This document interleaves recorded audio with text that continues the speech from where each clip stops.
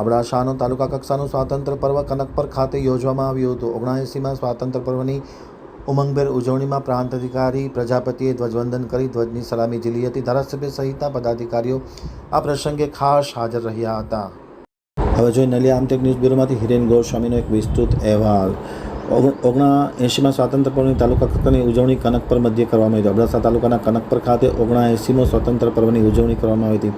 નાયબ collector CM પ્રજાપતિના અધ્યક્ષસ્થાને આ ઉજવણી કરવામાં આવી હતી। પ્રાંત અધિકારીના હસ્તે ધ્વજવંદન કરી સલામી ઝીલવામાં આવી હતી। મોટી સંખ્યામાં પદાધિકારીઓ અને લોકો ખાસ ઉપસ્થિત હતા। આ કાર્યક્રમમાં ધારાસભ્ય પ્રદ્યુમનસિંહ જાડેજા, તાલુકા પંચાયતના પ્રમુખ મહાવીરસિંહ જાડેજા, નાયબ મામલતદાર TH વ્યાસ, તાલુકા વિકાસ અધિકારી સુનિલ ચૌધરી, કારોબારી ચેરમેન જયદેવસિંહ જાડેજા, જિલ્લા પંચાયતના સામાજિક ન્યાય સમિતિના ચેરમેન પરસોત્તમભાઈ મારવાડા, સામાજિક ન્યાય સમિતિના ચેરમેન શિવજીભાઈ મહેશ્વરી, જિલ્લા ભાજપ યુવા મોરચાના મહામંત્રી નરેન્દ્રસિંહ જાડેજા, કચ્છ જિલ્લા ખરીદ વેચાણ સંઘના director Vadilal Pokar, police inspector Naliya VM Jhala, taluka પ્રાથમિક શિક્ષણાધિકારી હુસેનભાઈ ઇંગોરા, પ્રથમ નાગરિક સરપંચ એવા ચંદ્રિકાબેન રંગાણી સહિતના લોકો ખાસ ઉપસ્થિત હતા। તમામની ઉપસ્થિતિમાં આ ધ્વજવંદનનો કાર્યક્રમ સંપન્ન થયો હતો।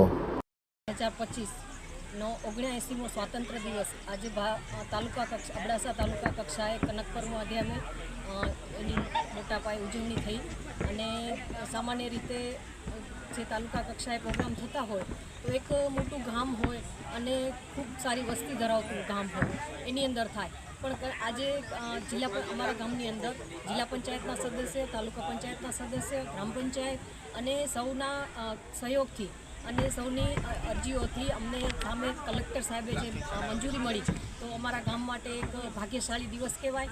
અને આજે 15મી ઓગસ્ટના તાલુકા કક્ષાનો પ્રોગ્રામ કનકપર મધ્યે શ્રી મામલતદાર